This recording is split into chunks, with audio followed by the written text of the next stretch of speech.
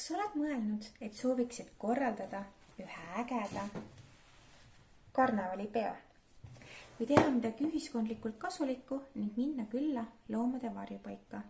Mina olen Kaidelis, Anne Noortekeskuse juhataja ja tänases videos räägin sulle, kuidas leida enda põneva idee jaoks rahastust.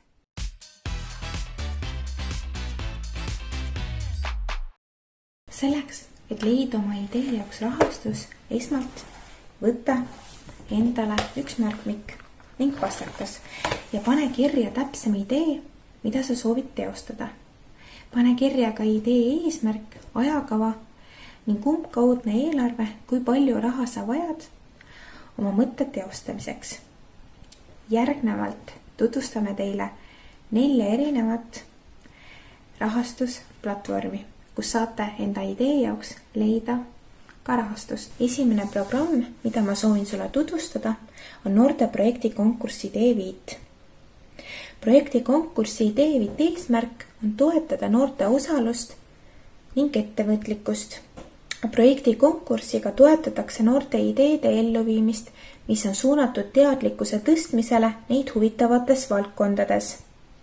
Näiteks koolituste, sündmuste, seminaride, töötubade ning erinevate konverentside korraldamine. Idee5 pakub projektide arendamiseks nõustamist, tuge ja rahalisi vahendeid. Kui soovid Idee5 kohta täpsemat infot, siis vaata siit.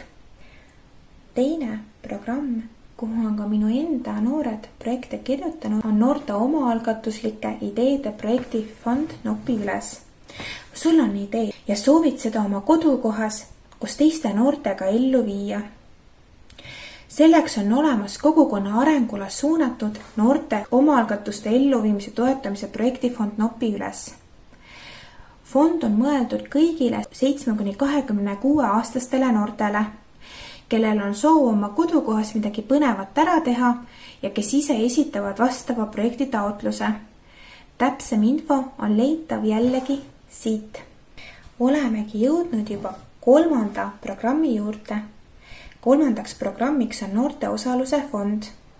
Fondist on oodatud raha taotlema nii juba tegutsevad osaluskokkud, õpilasesindused ja teised noorteühendused kui ka mitteformaalsed noortegrupid ja noorteaktiivid, kes alles alustavad oma tegevusega.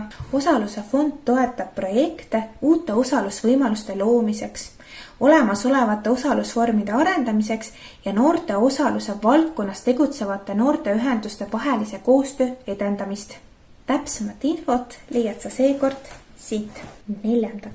ja ühtlasi ka viimaseks programmiks soovin sulle tutvustada noorte omaalgatuslikku projektivooru, mida korraldab Tartu Noorsootöö Keskus ehk NOA. NOA eesmärgiks on toetada ettevõtlikke noori, et neist kujuneksid aktiivsed ühiskonnaliikmed, kes oskavad märgata erinevaid kitsaskohti Tartu linnas ja leida nendele kitsaskohtadele ka põnevaid ning alternatiivseid lahendusi.